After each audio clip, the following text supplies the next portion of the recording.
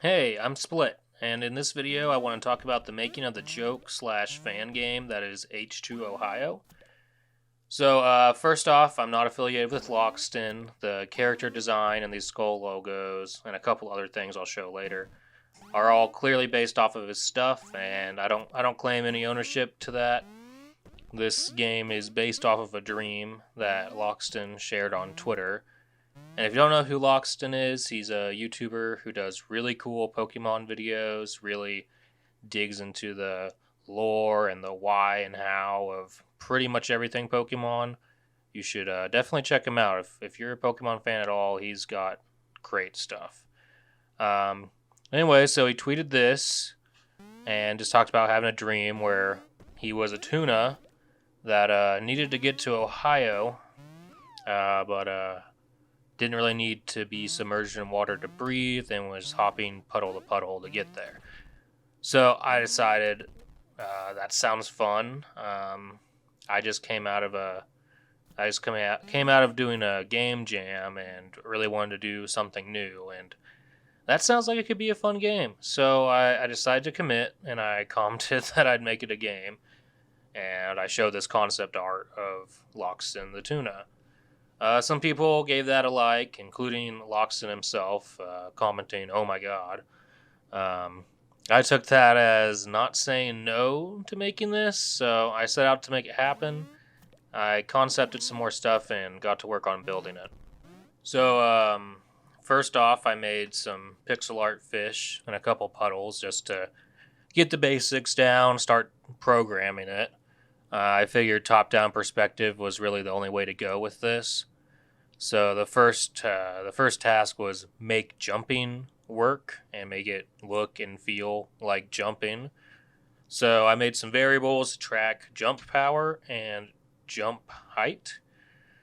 Jump power is stored while you hold the space key, and then when you release it, the fish will move up and raise a jump variable until it matches jump power. So, like, say you hold space long enough for jump power to get to 120, then when you release, the jump's going to get to 120. And those numbers really don't mean anything. It's just made up numbers to make there be limits and stuff to match.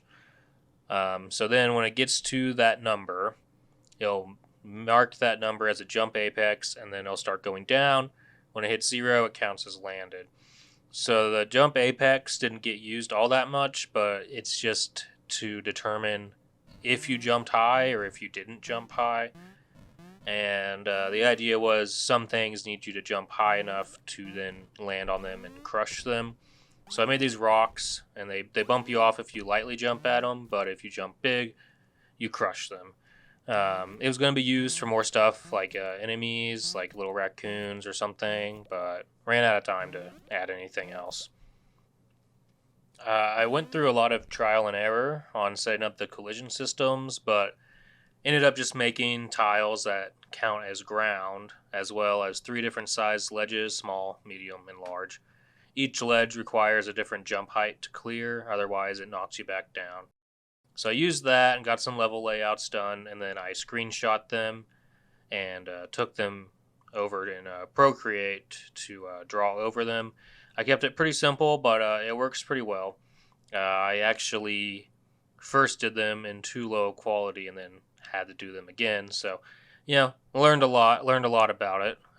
Again, simple graphics, but it taught me I know how to do this next time if I want to do something more time consuming and intricate. So, if you jump and you don't land on the ground, then you fall. And originally I wanted the levels to be less like just floating rocks and paths. But with the time I was giving myself, it was the best way I could make the levels like interesting at all. I had a lot of other ideas for obstacles and different environments, but just had to make the choice to cut things a lot smaller. What did make it in are some logs that roll and crush you, and rocks that break apart when you jump on them. My friends Jam Blam and Bubblegum Walrus helped me out with some ideas and artwork. Jam drew the logs for me, and Bubblegum made this beaver guy, but he didn't make it in. The idea was the beaver would toss you around like barrels in Donkey Kong, which could lead to some fun puzzles and stuff, but yeah, not enough time to figure all that out. The logs gave me enough trouble as they were, and they still aren't fantastic. The thing I put the most effort into was, of course, the sprites of Lockstin the tuna. I really wanted it to be funny to see, and I just wanted to give it as much character as I could. And so if you're in the water, he'll just kind of chill, and he'll be alright. Just a little idle animation. Then when you jump, he gets the dramatic flop that you see here. And it's really wanting to make it look like he's putting effort in and really trying his best. And then if you're out of a puddle, he'll flop on the ground a little bit. It's partially just to look funny, but also help the player realize that he's not comfortable there. He wants to be in the puddle. So, I added jump meter and oxygen meter so the player knows what's going on. If you get low on oxygen, you'll start breathing heavy and soon dry out and die. So that's the goal of the game. Make it to Ohio by jumping puddle to puddle with the oxygen and the jumping. It's there. It works. So there are big puddles and little puddles. The big one lets you rest comfortably, refill your oxygen. You can sit there as long as you want. But the little ones just give you a chunk of oxygen, and then they get used up immediately. So there's no time to chill out until you get to the next big one. And with that, I made every big puddle be a new checkpoint. I figured this isn't a game that people are going to want to redo sections of a lot, so I thought that would help balance it, and it gave me a little room to make some parts challenging. If you're getting a checkpoint every few hops, you're good. So I got all the gameplay done, I got the levels done, and I needed a title screen, and I wanted some sort of an intro. I had a lot of bigger ideas for all this, but again, short time. So I threw this together for the title screen, and then I made this little Lockstin and gave him a dialogue box that simply says, "I need to get to Ohio." Then he transforms into a tuna, and the way I animated this is a reference to the intro of old Pokemon games when you first start a new file, when your character shrinks down to the chibi form. I thought it'd be fun, little reference. But while I was working on H2Ohio, Lockstin shared another dream that he had. This other dream was about a horse with 4 big human teeth that was a new cereal mascot advertising a square-shaped corn pop cereal, and his main gimmick was that his teeth fluttered like saloon doors when he spoke. I had to put this in the game, so I made him a boss. I made him a boss fight at the end of the game, complete with dive into the Heart Lockstin Arena, which is the Kingdom Hearts thing.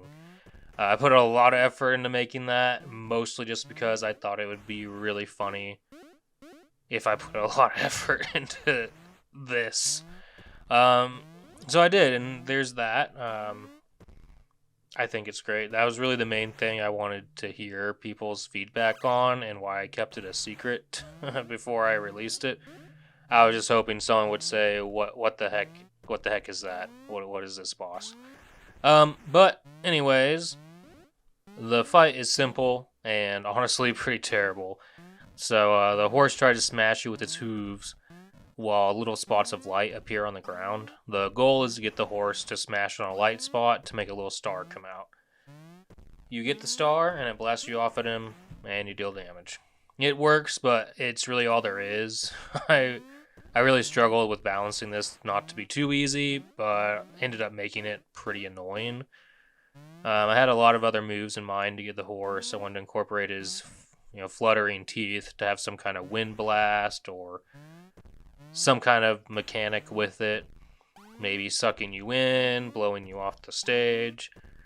And I definitely wanted to include the cereal. The idea was to have the horse retreat, but then come back holding a bowl of the cereal, shout out, "Have a nice breakfast," as the cereal shoots out of the bowl into the air. Then there'd be little shadows on the field, and you need to keep dodging them while the cereal comes crashing down. And the other move would just have him slam the stage to tilt it sideways, and then you'd have to keep jumping to not slip off. So there could have been a lot more to this, and it could have been better, but I think it's funny that I made it a thing at all. So there's that. So you hit him 3 times and he's done.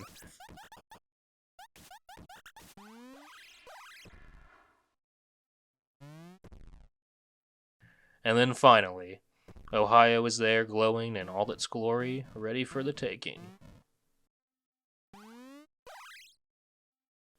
You jump into it, but oops, Lockstin woke up and the dream is over. That's it. That's the game. All in all, I won't lie. This game's kind of a hunk of junk, but I'm proud of what I accomplished, what I learned, and I did take enough time to squeeze some love into it for sure. Lockstin, I appreciate you watching this unfold, and it's just really cool of you to play along and let me do this. And again, anyone watching who's not already a Lockstin fan, check out Lockstin and Noggin on YouTube for sure. And again, Lockstin, if you have any issues with this game, you know, it doesn't have to stay. Like this is just fun. This is just silly. If you have any problems with it, I'm happy to remove it from access. But it seems like you think it's pretty cool. So, anyways, everyone, thank you so much for watching. I hope this was interesting to anyone curious about game dev. I'm still learning, and I hope to have a lot more games and stuff like that coming out. Subscribe here or follow me on Twitter if you want to keep up with what I'm doing. Any follow gives me a lot of validation that the stuff I'm working on is at least enjoyed curiously, which is enough for me. Like I just want to make games that make people happy. Like that's really what I want to do. But yeah, thank you a lot for all the support that I've gotten so far. I mean, your likes is a lot. It's cool. It's nice. But that's it. Thanks again. Take it easy, everyone. Ta-ta for now.